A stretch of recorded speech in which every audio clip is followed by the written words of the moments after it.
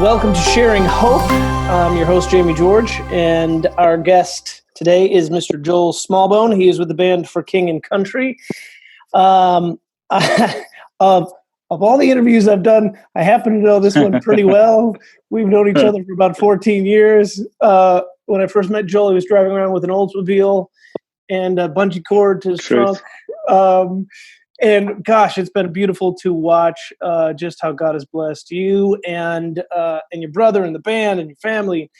4 Grammys later, a duet with Dolly Parton. I don't know if you call it a duet, a collaboration, I guess. A new project you're working on. I know we can't really talk about it yet, but hopefully in the next couple of weeks. We can talk about a bit of it. Oh, good. I want to hear about that. Right. But For King Country has just kind of taken the world by storm and selling out arenas, and they've done a film. They're working on another film, a film called Priceless. Perhaps you've seen that. So much happening, and grateful for the way you are shining your light in the world. Welcome, Joel. Thanks, buddy. That was real sweet. I need to do these things more often, so I get those the glowing yes. report. No, and I should return that by saying, Jamie, it's over a decade now. We've been longtime friends and cheerleaders and partners in crime. He's come out on the road. He's been very instrumental in our dynamic as a band in coming out and road pastoring for us. And just given, there's a lot of crossroads, as you can imagine, in band life. And he has just been a great guide for me personally, as well as for the band, personally and spiritually. So this is a treat, and we've never done this. I know, so we were talking about this is nuts. How have we never done this formal interview? Well, yeah. Joel, I mean, I'm partnering with Medi-Share and just appreciate their hearts so much in this time of quarantine. Which I love Medi-Share, by the way, and I have toured their premise. You have? Wow. In fact, we did a performance there for a lot of their stuff. Oh, amazing. I didn't get free healthcare. I was hoping to get free healthcare, but it didn't happen. You just need to contribute in the right ways. Yeah, here I am. Yes, here you are. And you're contributing now, so thank you. Well, I love their vision, which has just basically been, how do we give people hope? I mean, we're all dealing with levels of anxiety. Everybody I've talked to, I mean, there's questions financially. I mean, you're an entertainer. I mean, this is what you do for a living, and you've had shows canceled. This is not it's difficult. This has not been an easy season for so many. So let's start with, how are you? How are you coping? How are you making it? How's your soul? I'm an onion. Yeah. This feels very comfortable for me. You know, I'm a bit of an onion right now because there are certain aspects of this that are just better than ever. Like, I don't know if you can hear in the background, my wife's upstairs. She's we have not had, because we're both musicians, we've not had this amount of time at home together since we were married 7 years ago. Wow. And so this is beautiful. Like, we're learning to cook and learning to just have like normal home life. Like, we get up, we have the evenings together, have the mornings together, and we love it. And we so look forward to it every day. And we get up, and about 9 or 10 o'clock, we kiss each other goodbye for the day. And she goes up the stairs to her room, and I stay down here and work, and we have lunch together. And so that's been wonderful. The musician side is challenging because we have 30, 40 people that are directly on some kind of payroll or per show basis for us. And so there's a responsibility that I feel there. We've had to cancel 2 tours so far, or reschedule, I should say. We've just rescheduled them for the moment later in the year. And there's this kind of little gnawing thing in the back of my brain, speaking of touring and musicianship, that the last thing to be reinstated after this whole we reopen is large group gatherings.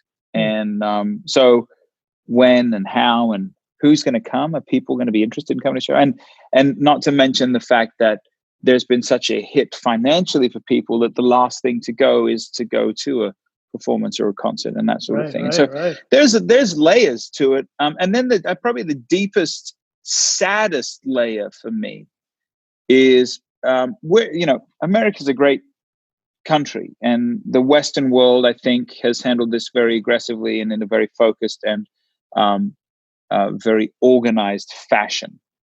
I've the further on we've gotten into it, the more frightened I've gotten about the third world in thinking of the lack of resources, the lack of healthcare, the lack of physical actually distancing that they can create, going to markets, living in like all of these things that we kind of take for granted in this age of FaceTime and Zoom calls and being able to connect, and Amazon Prime sending groceries to your doorstep. A lot of the world doesn't have that, and so a lot my thoughts and prayers have often been kind of diverted to a lot of those countries, going, man, God has to. I pray God intervenes in some radical way, and I think we can be a part of His hands and feet in that. Yeah, I appreciate you bringing light to that, because it does feel like in the beginning we're all kind of scrambling, thinking about ourselves. It kind of that primal fight, flight, freeze. What how do I protect? How do I care for? But I hope now too. It's funny you say that, because I had this sensation, and we've been through a thing in our family recently. We had kind of had a health crisis with my wife, and we've been through it, and we're on the other side of it, and kind of this sense of exhaling and going, okay, who else needs help right now? Like kind of this looking around, and I hope we do that collectively. How do we care for for others? We've been concerned about ourselves, but boy, I hope we're looking around going, how do we help other people who don't have, as hard as it is for many of us, as you've pointed out, most of us, we still have a general idea where food and water are coming from. Yes. And there are a lot of folks who don't. And a lot of safety in the great health community and leaders on a state and national level that are kind of guiding us very clearly and honestly through this process. At least I feel like most of the time, and so that you start wiping out all of these bits and pieces when you get to the third world, and it does not make a pretty picture when you reassemble it. Yeah. No, that's good. We I hope collectively we give our attention that way. All right. So I have a question for you. It's a little different, because I know you. I mean, I've known almost all the guests I've interviewed, I guess.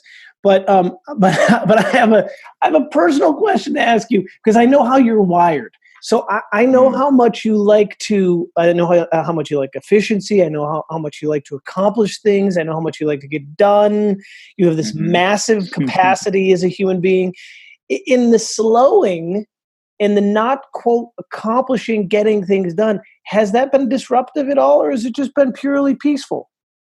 No, it's I literally, just a confession, everyone, I got off a therapy call right before this call. Actually had to bump this call to stay on that call because it was so needed good. To go a little longer.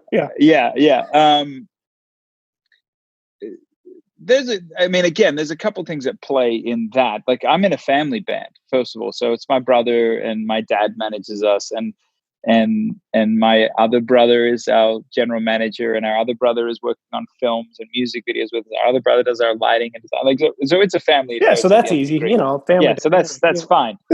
And then there's this other layer for me of if there are any Enneagram enthusiasts out there, I'm a 3 on the Enneagram. So I like achievement. And I also am a bit of a perfectionist, which is a kind of a bad combination for this scenario, because I like to come in and achieve life. Like, this is a confession more than a celebration of this fact. But I like to come in and go, I've got the show, let's show up. We do the show and we push through and we do the meet and greet and everyone's happy, and we leave, and like we've got the record to do, we push and we make the record, and then we get out. And I thrive in those environments because there's a very defined beginning, a middle, and an end. There's not so much in pandemics. And there's also not so much in a lot of the daily tasks right now. So the greatest disruption has been actually, how do I find a sense of peace without accomplishment attached to it. Mm-hmm. Because I'm not really accomplishing things right now. No. Like, are you good to just be Joel today? Yeah, well, and that's the frightful thing. So I should say we have accomplished a couple things. And synonymously to those accomplishments, I've had my best days, like my happiest days, which is actually, in the name of self-diagnosis, has been the frightful thing as well. Because I've been like, why am I so happy today? And I realized it's because I accomplished something. We did this Night of Hope streaming show a couple of weeks ago, which was beautiful, by the way. And thank you. Thank you. And we had a wonderful time. But it was the first week, so we were in Canada when everything kind of went sideways. We were starting a tour. We played 2 shows of that tour, and then we had to postpone the rest of it. We came back to town, and almost immediately went into prepping for this live kind of simulcast show set up from our respective homes, all in Nashville, playing together. And I remember finishing that, and when it aired, and watching it that night, and feeling like pretty proud. And then secondly, we've just finished this track that we're rushing out for this time called Together. That's very apt for this time. And I felt a similar thing, like, but then equally, I had some really bad days last week where I just felt like, what am I doing? So the long short of it, by way of confession, is I think that's a big stirring right now under God, is how do I be better? Not be better, but how do I be, better? Yeah. Wait, now, is there such a thing as being better? Maybe not. Maybe that's the point. I'm trying to achieve being. I'm trying to achieve peace. I could just be better. Yeah, if I could just be in this moment better, then I would. Well, you've ever had those moments, and you guys, for all those that are performers, you guys will hear me on this. Like, you get into a moment, and it's an awesome moment, and then the moment's gone, and you're upset at yourself because you didn't experience the moment well enough. Yes. Like, you didn't achieve the moment well enough. So what if there was no measurement? Yeah. Well, I don't think there is right now. And, you just are. You just are Joel. Yeah. And you can't actually be better than just who you are. You know what? And maybe this is relevant to you guys. Maybe it's not at all. So it's a switch for me. I'm, first of all, you know this, Jamie, I'm an on and off switch. I'm not a fader. I'm like, I'm going or I'm not going. But the same applies between like work stuff and personal. I literally had to say to our management team the other day, because they were like, hey, are you doing okay? And I said, guys, you don't see me most of the time when I'm not working. I'm having a blast. It's just when I show up here, it's like, we gotta cheat. Task mode. So here then, we go. After this call, when I leave and I put my iPad away and my phone upstairs and I go out for a walk with my wife, I love it. Like, I'm loving it. The key is, how do I actually bring that perspective into these other areas? Because once I'm switched off, I'm there. I'm available. There's a few jitters here and there, but for the most part. And I wonder, maybe that's just a lifetime for all of us, right? Is learning how do we accomplish, how do we get things done, but also be aware enough that we're getting them done, so that, like you said, you don't go, wait, I think there was a moment there and I missed it. And maybe that very large animal that lives in your home could teach you something. I don't know. I don't know what you're talking about. What large animal are you talking about? The large land mammal. Yeah. So that's amazing. That's Merriweather, the Great Dane. Yeah. But like, it's funny because I had my golden retriever with me today, and I'm like, Ranger, he doesn't measure life a whole lot, except. Do you realize that this pandemic has been the greatest thing for canines ever? You know what I heard? I heard that New York ran out of animals to adopt. No question, because every country, every state in America, or most of them at least, has this clause that you can go outside if you need to walk your dog or whatnot. So Ah. I mean, literally, Meriwether is tired of going for walks. Like, she's got a limp. I'm not joking. She's got a limp because she's been for too many walks. You know, I mean, this is the greatest, you know, dogs are going to, you know, figure out how to do another pandemic just so they can have more time with Look at this attention. Yeah. Totally. Yeah, but I learn a lot from my dog about just, you know, just enjoy being. Okay, so here's my question. I've been asking everybody this. Can you go back to a time in your life, because we're all dealing with this uncertainty. No, I got to tell you a joke, though. I got to tell you a joke. Oh, okay. All right. I got to tell you a joke. Right. Wait, you don't tell jokes.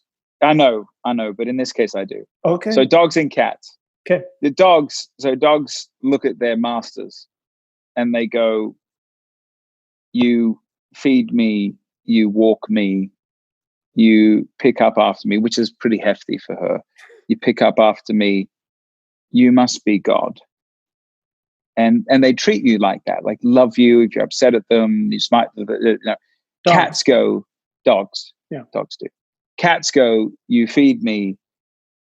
Well, you don't walk me, but you feed me, you pick up after me, you look after me. I must be God. Okay, anyway. And you have a cat too, so this is have a cat. Very relevant for you. Oh yeah. Oh, very, very. I see it every day. Yes. And your cat is a diva. 100%. Yeah. Devil and a diva. Thank you. Yeah. Carry on. Okay. Do you have any more jokes? I mean, I don't want to miss the moment. If that's the only one you got. Okay. That's it. Another time in your life where you went through this kind of, or at least some similar sense of uncertainty, and you had no idea what was going to happen. And what was challenging about it? How did you get through it? And how are you different because of it? It was actually right around the time we met. So I went to 1 year of conventional school in my life, and the rest of my schooling education I homeschooled.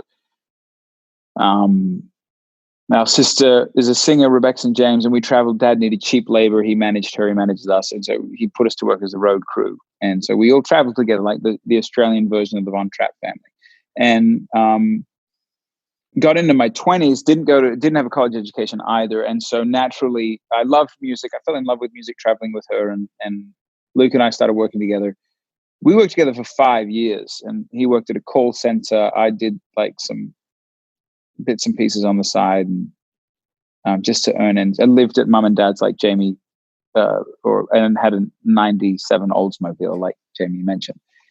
And for the predominant years of my 20s, from about 20 to 27, it was nothing even but rejection. Turned down by all the major record labels in this country. No one wanted to come to any performances. We were an independent group by the name of Joel and Luke at the time. And I got to 27. I remember my birthday, because I'd met Mariah at that time, and I really wanted to marry her, but I had no financial way to. And I remember my 27th birthday. Were you there? It was Wild Ginger, and it was a surprise. I don't know if you were there. No, I don't think so. And I came around the corner, and I genuinely didn't know what was happening. Mariah had thrown me a surprise, and there was a group of people there, my family and whatnot. And I remember weeping that birthday because of this distinct feeling of failing and uncertainty. Of just going, I've got nothing. No matter how much I will this to change, I've got people that love me. And I think that was part of the emotion of it was, well, it all came back to the central theme of love in that moment for me.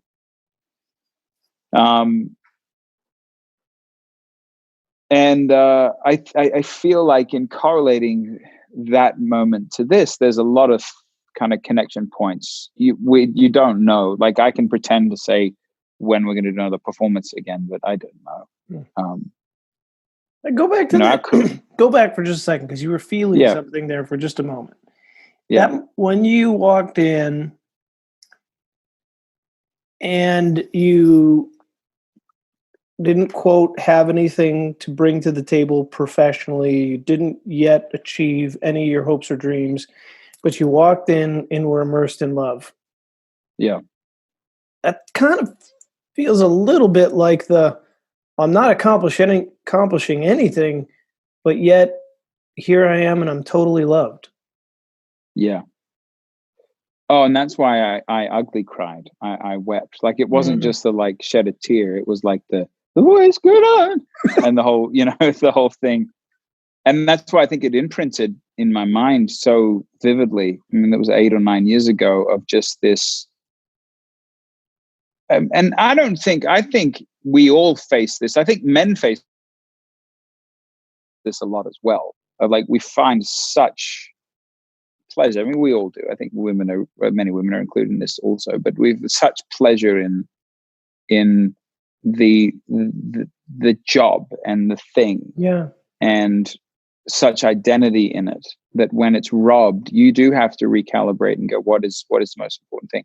And I think there is a similar thing to this moment in life as well, of going, what is, and the world is really asking it, because there's no people group that has been exempt from this. Maybe other than infants, interestingly enough, but everyone's susceptible to contracting this disease.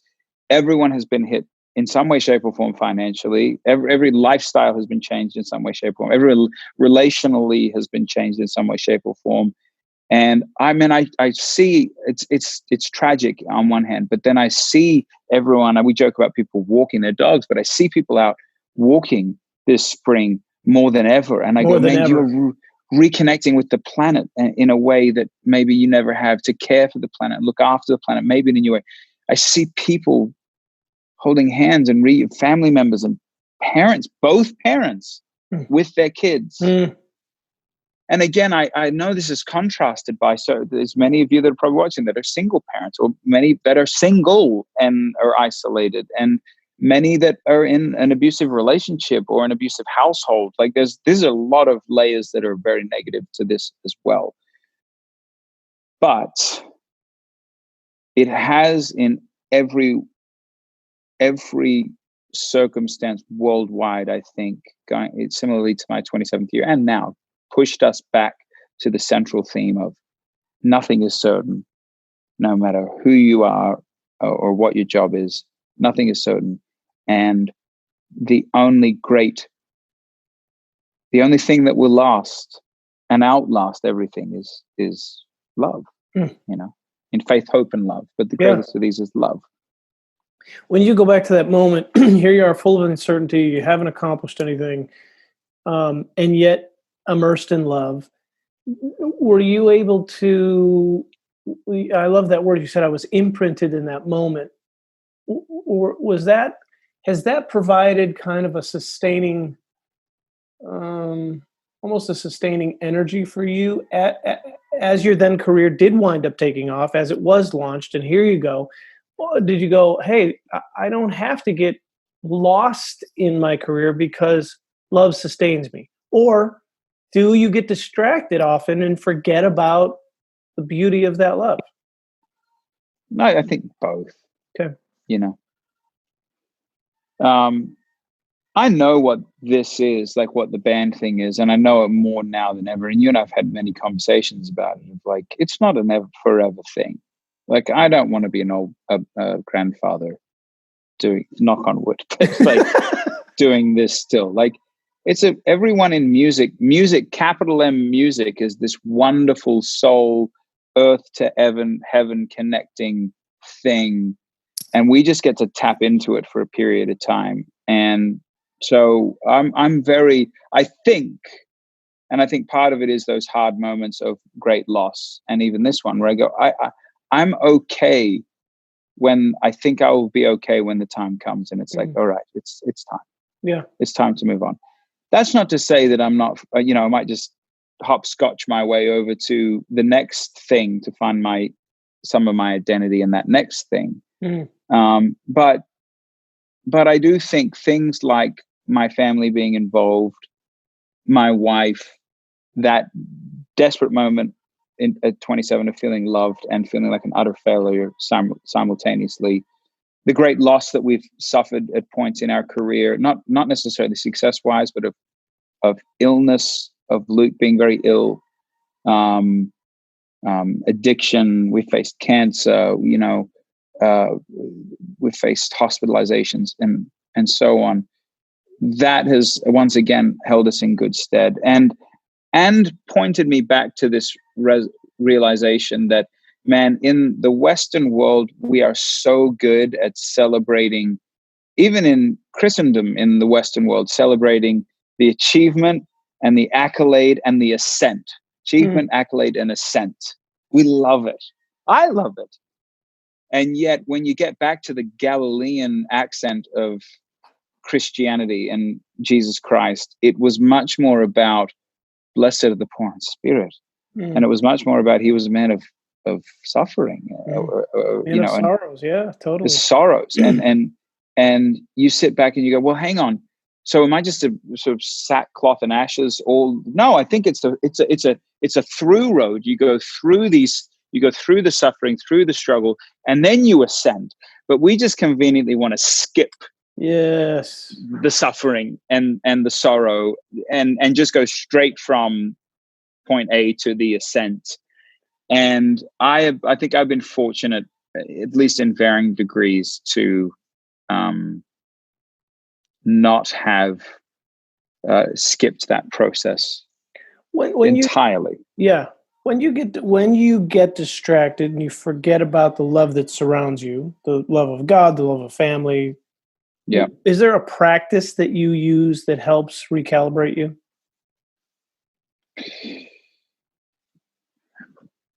Yes. I think I understand prayer better.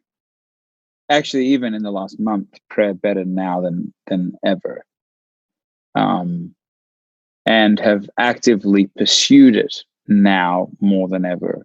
And not just like, walking around kind of praying at all points, but actually kind of actively sitting. And you've encouraged me a lot with this, but actively sitting and meditating and slowing enough to let all the other voices and the activity halt, even for a moment, just to hear the whisper. Isn't that the irony again? It's like, it wasn't the lightning. Oh yeah. Yeah, that great story.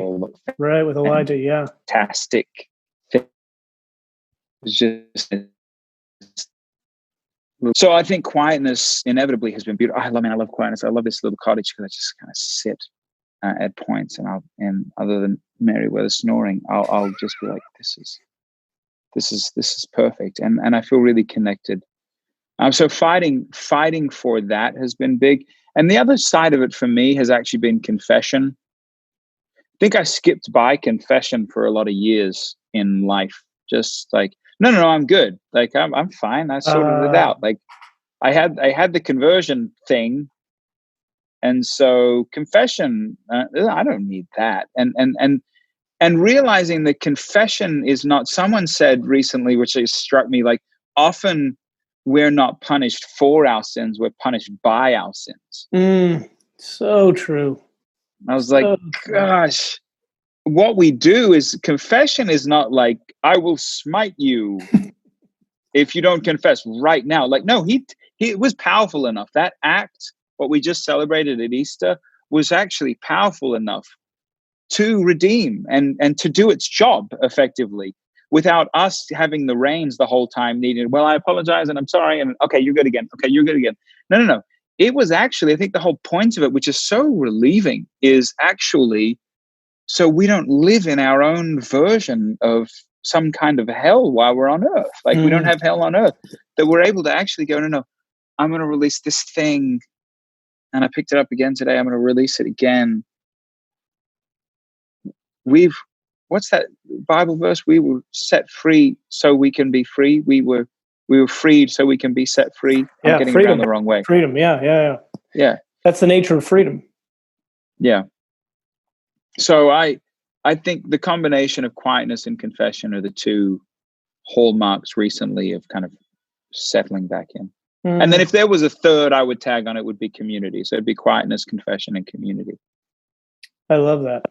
Yeah, and I think referencing Easter and referencing that passage, it was for freedom that you've been set free. There you go. I think that's where you're going. Yeah, and it's for freedom. And you're right. We tend to live in our own. We think it's like it was for being burdened down and morally stuck that we've been set free.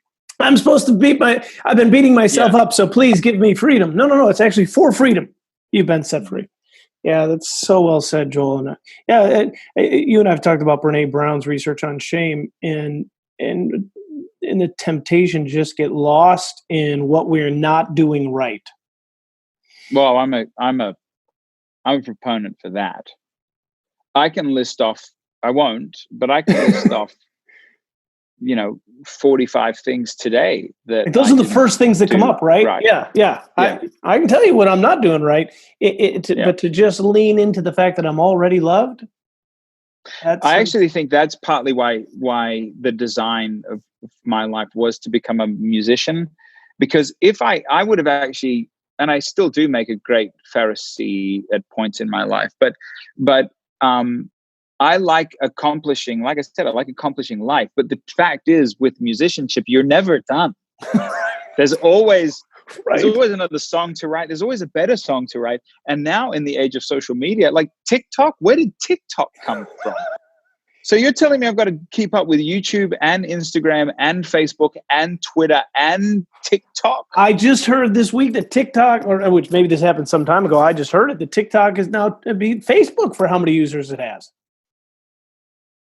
So I'm failing. Yeah, I'm failing completely. So how does that deal with your achievement? I'm never enough. Yeah, I actually got to get off this call because I got to post something. So get a bit of a dopamine hit. Yes. Okay. Myself. Thank you. Thank you. No. I've still got a few minutes. I was joking. That was a joke. Okay. So, but we do actually have to wrap up. I wanted to ask you this. How much can you tell us about the new thing that's happening? I know something's coming out in a couple of weeks. And can you tell us anything about it? I can tell you parts of it. So it's a song called Together.